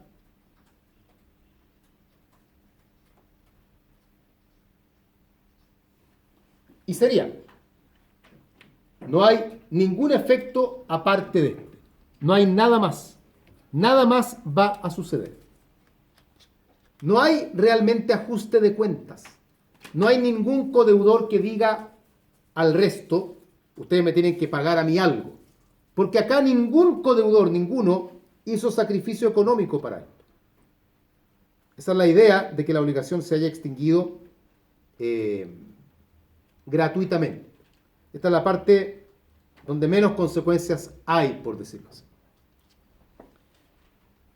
Ahora bien, pregunta 40. ¿Qué sucede si se extingue de manera onerosa?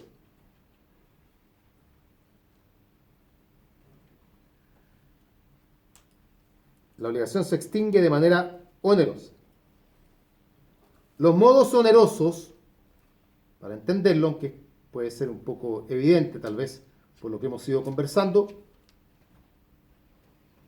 los modos onerosos son aquellos modos de extinguir en que sí hay sacrificio económico. Hay sacrificio económico, hay sacrificio pecuniario.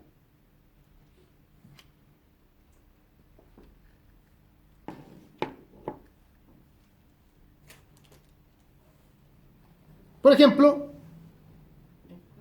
el pago. Como lo más obvio, ¿cierto? El pago es un modo de extinguir oneroso, pero no es el único. ¿Qué otro podría ser? además del pago, la transacción, la compensación, la dación en pago.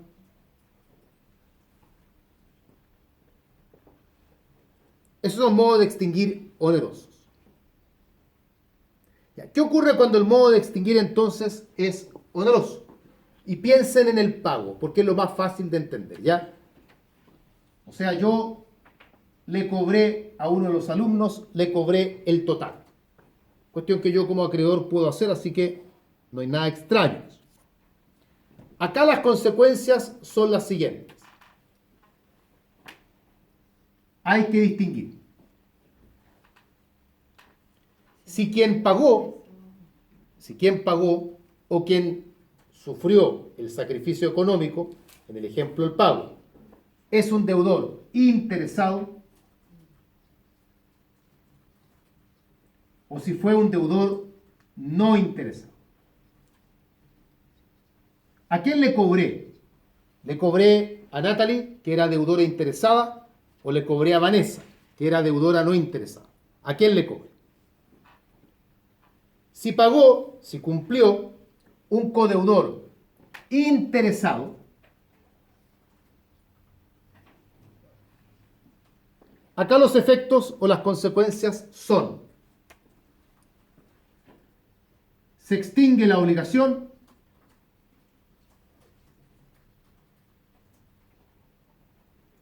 se extingue la solidaridad,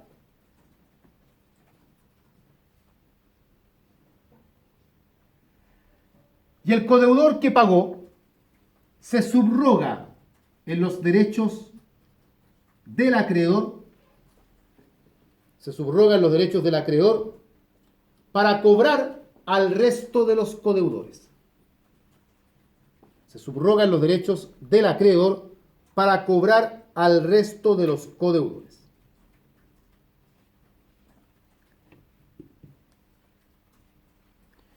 Pero como ya no hay solidaridad,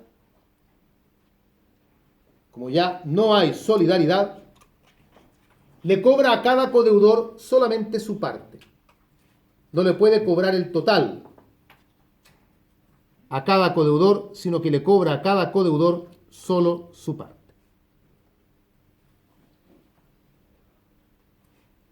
Tiene que ser así porque en caso contrario habría enriquecimiento sin causa.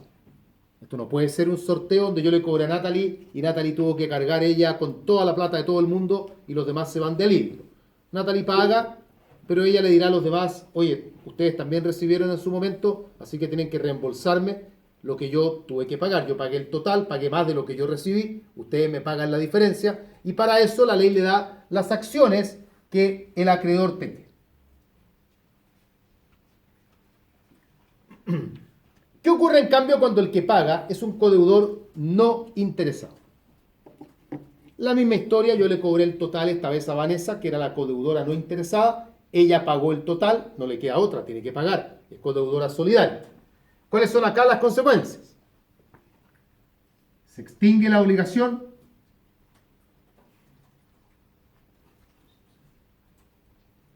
se mantiene la solidaridad,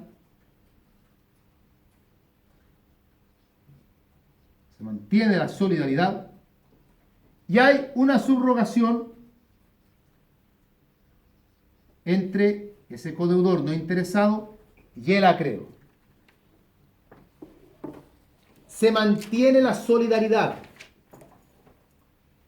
Dense cuenta ahí que hay una diferencia grande entre la situación de arriba y la de abajo. Acá la solidaridad se extinguía, acá la solidaridad se mantiene. El que se mantenga la solidaridad, ¿qué significa? Que el codeudor no interesado, cuando paga, luego puede cobrarle el total de lo que él ha pagado a cualquiera de los demás codeudores que quedan.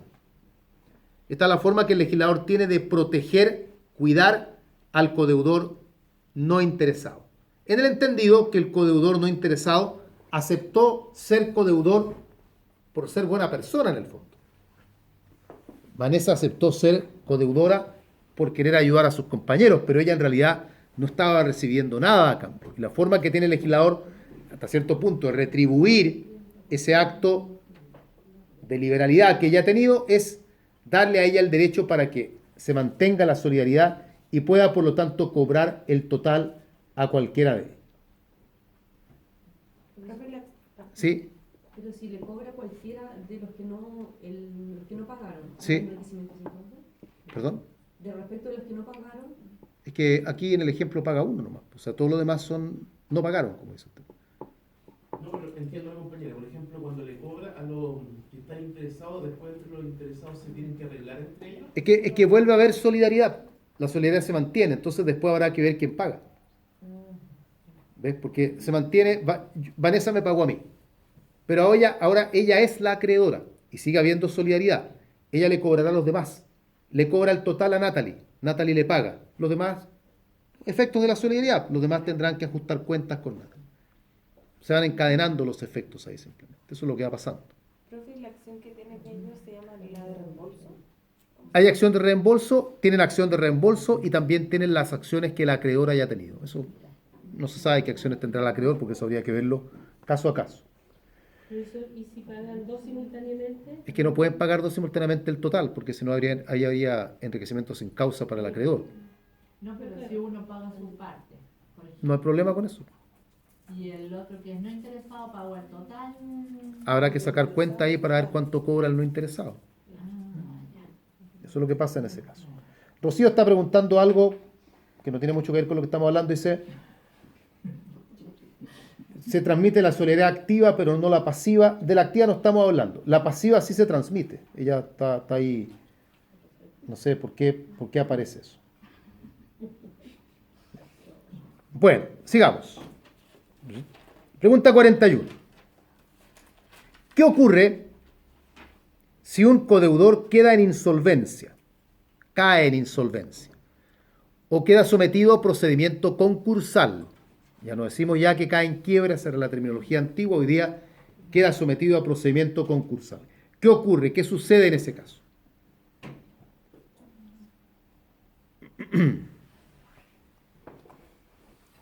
Voy a colocar el ejemplo con números. Vamos a hacerlo bien simplecito para que no se traume. Tenemos tres codeudores, el A, el B y el C. Y cada uno tiene una cuota en la deuda que es igual, para no complicarnos. 10, 10 y 10. O sea, en total deben 30. Yo soy el acreedor solidario y yo le puedo cobrar el total a cualquiera de ellos. Le cobro el total al deudor A. Y el deudor A paga. Tiene que pagar, no le queda otra, es solidaridad. Paga 30. ¿Ya? ¿Qué es lo que pasa ahora? Según lo que hemos estudiado, ese codeudor A, que debía realmente 10, pero tuvo que pagar 30, va a tener que obtener de los demás codeudores que le paguen lo que falta. Entonces, él le va a decir a B, B, tú págame 10, y C, págame 10. Ya no hay solidaridad. Estamos entendiendo que son todos interesados. Como no hay solidaridad, A no le puede cobrar los 20 restantes solo a B o solo a C. Tiene que decirle a ti, págame los 10 tuyos, págame los 10 tuyos. ¿Estamos claros hasta ahí? Pero resulta, para mala suerte, que C cayó en insolvencia. No tiene cómo pagar. Entonces B le dice a A, bueno, aquí están los 10 que yo te debo, listo, me lavo las manos, se acabó. Y A le va a decir, oye, pero ¿y C? Ah, no sé, le va a decir B. Qué pena por ti, pero anda a cobrarle, pero está en insolvencia, no te va a poder pagar. Pero yo te debo 10 nomás, así que te pago los 10. No es así. La ley dice que cuando un codeudor cae en insolvencia o queda sometido a procedimiento concursal, la cuota que él debía se reparte entre los demás codeudores. Grava a los demás codeudores. Y los grava a prorrata. Acá no es tan complejo porque para todos el número es el mismo. Entonces, de los 10 que se debía y que no va a poder pagar porque está en quiebra, esos 10 se reparten. 5 para aquí y 5 para acá. Eso es para igualar a los codeudores, porque si no fuese así, al final A termina siendo perjudicado a diferencia del resto. Al redistribuirse la cuota de C, A de los 30 que tuvo que pagar va a tener que soportar 15, 5 más de lo que recibió, y B va a tener que devolver 15 también, 5 más de lo que recibió. No es que ellos pierdan eso. Ellos podrán luego ir al concurso de acreedores y tratar de cobrar en el procedimiento concursal. Pero lo que el legislador quiere no es que quede el codeudor que tuvo que pagar el total, que sea solamente él el que quede expuesto a perder más que el resto. La idea es igualar un poquitito, nada más. Entonces ese es el efecto que se produce cuando un codeudor cae en insolvencia o queda sometido a procedimiento concursal. Pero, ¿Sí? ¿se puede haber remisión solamente a un codeudor? Se puede, y ahí se rebaja el valor de lo que ese codeudor debía, se rebaja del valor total de la deuda. Y si, por ejemplo, hay remisión a un solo codeudor y luego otro está en insolvencia. Grava Ese también- el que estaba condonado también lo grava. También lo grava. Sí, la ley, hay norma expresa, dice que incluso se graban los codeudores que hubiesen sido condonados de la deuda. Pregunta 42. ¿Qué ocurre si un codeudor solidario muere? ¿Qué ocurre? Después la saco yo, porque esa hay que sacarla de frente. ¿Qué ocurre cuando un codeudor solidario muere? No se extingue la solidaridad. Partamos por ahí.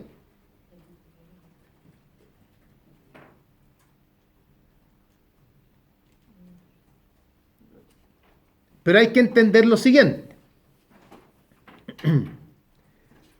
Para los codeudores que restan, para los que quedaron vivos, la obligación sigue siendo solidaria.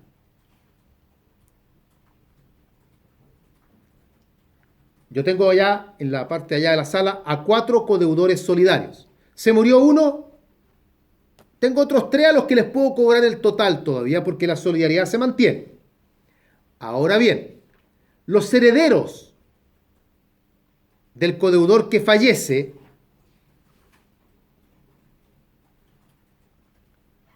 ellos solamente van a responder de la parte que le cabía al codeudor fallecido. O sea, para los herederos no hay solidaridad ya.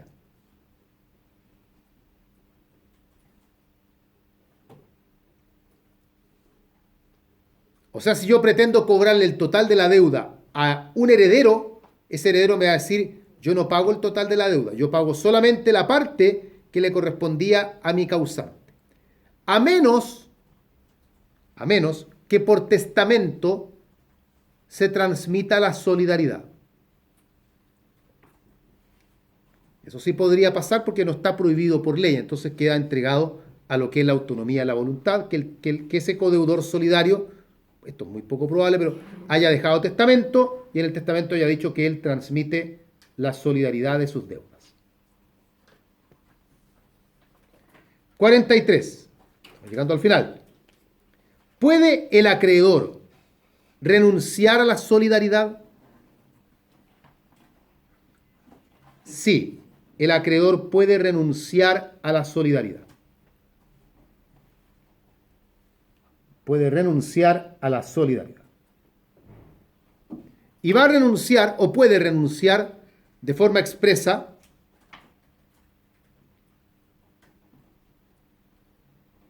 o sea, en términos formales y explícitos, les vengo a decir que renuncio a la solidaridad, muy bien, o puede renunciar en forma tácita.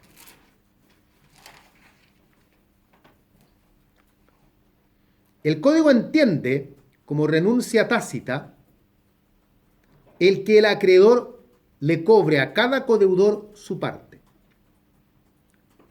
O sea que yo como acreedor, en lugar de cobrarle el total a cualquiera de los codeudores solidarios, le cobro a cada uno la parte que le corresponde nada más. Eso se interpreta como renuncia tácita a la solidaridad. A menos que el acreedor, aún cobrándole a un codeudor su parte, manifieste que la solidaridad continúa.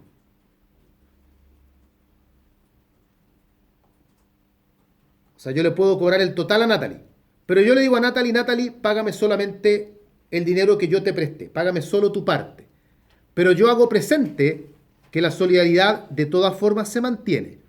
Así que Natalie tiene que entender que es posible que yo más adelante le cobre lo que falta.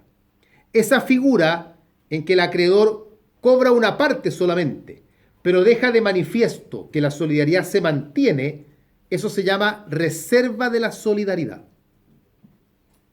O sea, yo cobro una parte, pero me reservo el derecho a cobrar el resto solidariamente. Entonces no entendamos que porque yo como acreedor cobro solo una parte, no entendamos que estoy renunciando a la solidaridad porque yo expresamente estoy diciendo que la solidaridad se mantiene.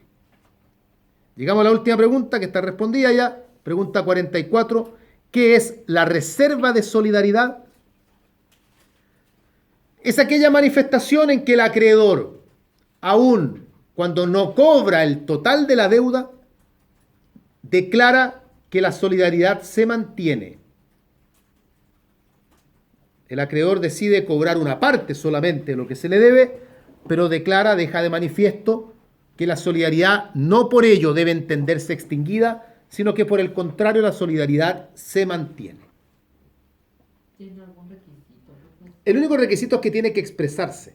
Da lo mismo. Porque si el acreedor cobra solo una parte y no expresa que su intención es mantener la solidaridad, entonces esa conducta de cobrar solo una parte se puede interpretar como renuncia tácita a la solidaridad. Ahora, él la va a expresar de cualquier manera, pero claramente para efectos prácticos tiene que ser de alguna manera comprobable, porque el día de mañana, en caso de cuestionamiento sobre si hay o no hay solidaridad, si él hizo la reserva de viva voz nada más, no va a tener medios probatorios para demostrar que la solidaridad se mantiene. Entonces, la idea es que lo haga de alguna forma que quede algún vestigio. Profesor, ¿Sí? en ese mismo sentido, ¿cuánto puede durar la reserva? ¿Cuánto tiempo? No, la solidaridad va de la mano de la prescripción de las acciones que emanen de la obligación. No es que la solidaridad dure tiempo o no dure tiempo. Pero obviamente cuando las acciones prescriban, la solidaridad ahí carece de importancia ya. Porque a ella no puedes cobrarle a nadie. Entonces el tema de si le vas a cobrar el total a uno o una parte a otro, pierde efecto porque ya no puedes cobrarle a nadie realmente. Entonces la solidaridad, y esa es una pregunta interesante, la solidaridad como tal no se extingue prescribiendo. No es que la solidaridad dure tiempo. La solidaridad dura hasta que la obligación se extingue. O hasta que el acreedor renuncie a ella. O tal vez podría ocurrir que se mueran todos los deudores solidarios. Y ahí como cada heredero no mantiene la solidaridad, ahí también veríamos que la solidaridad se acaba, digamos. Bien, Profesor, disculpe, dígame. ¿qué dijo cuando, si no le expresaba, que se podía volver? Si no expresaba qué, Que si no expresa, digamos, la solidaridad, si no expresa la reserva. la reserva, perdón. Si no expresa la reserva, se puede entender que la solidaridad se mantiene. O sea, perdón, que la solidaridad se entiende renunciada. Ah, ya. Se puede entender que ha renunciado a la solidaridad. Bien, estamos entonces. Mañana será más corta la clase. ¿Ya? Pero hoy día fue más extensa. No solo larga, sino que es densa. Todo esto es denso. Así que Eso es como...